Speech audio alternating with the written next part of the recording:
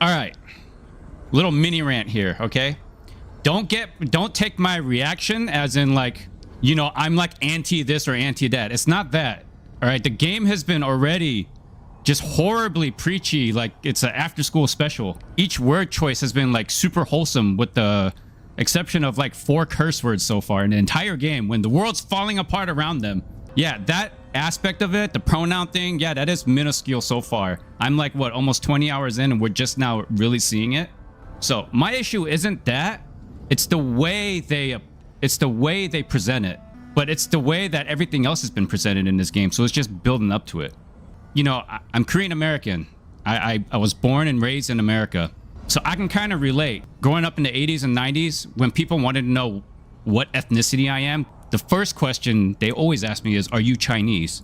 The thing is, I don't sit there and get preachy on people when they say that to me. I never did. Because I don't want to create an enemy where there is no enemy. I'm fine when you present like, you know, gender identity and stuff like that. I get that you want to include it in games. You want to kind of make it norm. I totally get that. But you have to approach it. You have to approach it smartly, especially in this day and age.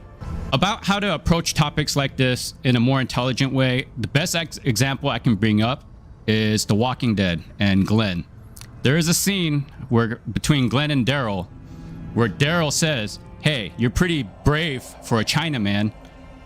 Glenn doesn't reply with some preachy response. He doesn't sit Daryl down in the middle of a zombie apocalypse and preach about how wrong it is to say that.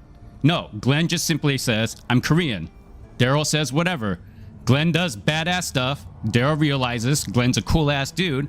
Later on, Daryl tells his brother when his brother also says, I almost killed that Chinaman too. Daryl replies with, he's Korean. His brother also then says whatever, and the scene ends. That is the perfect way to approach topics like that, in my opinion. And that's my short little rant on that.